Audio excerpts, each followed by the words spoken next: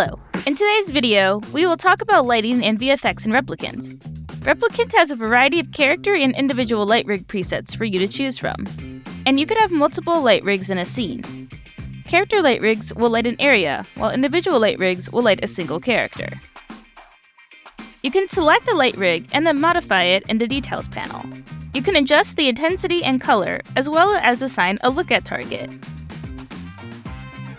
The lights will continue to follow the assigned target as they move through the scene. You can also click on individual lights to adjust them.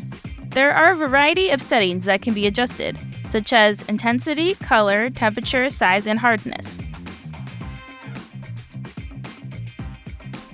You can also make your light a source of fog.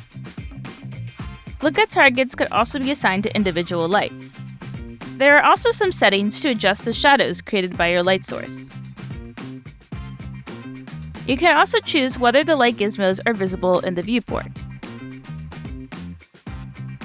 If you don't want to use presets, you also have the option to bring in individual lights.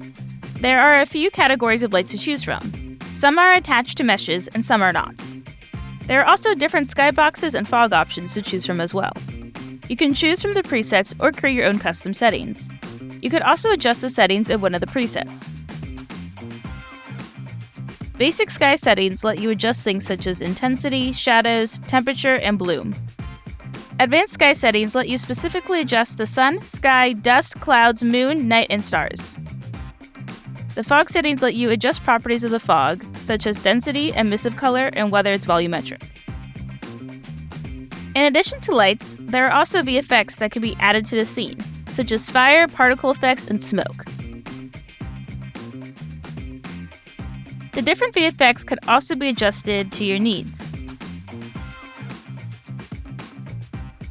These changes could also be key to your timeline. Simulation for these effects can be enabled and disabled as needed. And that's it for this video. Don't forget to like and subscribe, and we'll see you next time.